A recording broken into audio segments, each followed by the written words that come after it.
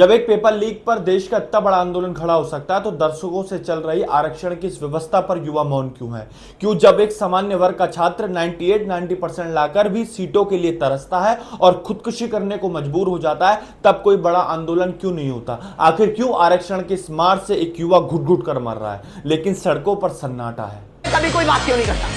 कोई रिजर्वेशन पे ना तो कोई चैनल बात करता है, ना अपोजिशन बात करती है, ना पक्ष बात करता है। हम युवाओं की परेशानी की बात कर रहे हैं तो खुलकर बात होनी चाहिए। क्या गरीबी, बेबसी और लाचारी सिर्फ जाति देखकर आती है? क्या सामान्य वर्ग के गरीब परिवार का बेटा, जिसका पिता मजबूरी करके, जिसके पास कोचिंग के पैसे नहीं है, उसे सिर्फ इसलिए हक नहीं मिलेगा क्योंकि उसका जाति सामान्य है? लेकिन बाबा साहब के जाने के बाद क्या हुआ? कुछ राजनीतिक दलों ने अपनी राजनीतिक कुटिलता और वोट बैंक की भूख के कारण इस व्यवस्था को देश के गले की फांस बना दिया। हर 10 साल में इसे राजनीतिक फायदे के लिए बढ़ाया गया। जो व्यवस्था समाज को जोड़ने के लिए बनी थी, उसे समाज योग्यता, मेरिट का गला घोटने का हथियार बना दिया। इस सरकार ने 10% ईडब्ल्यूएस आर्थिक रूप से कमजोर वर्ग आरक्षण देकर आर्थिक आधार की मदद के लिए एक ऐतिहासिक शुरुआत की है। लेकिन आज समय आ गया है कि इसे पूरी तरह व्यवस्था को दोबारा विचार किया जाए। मदद का आधार केवल आर्थिक स्थिति, फाइनेंशियल स्टेटस होना चाहिए, जाति नहीं।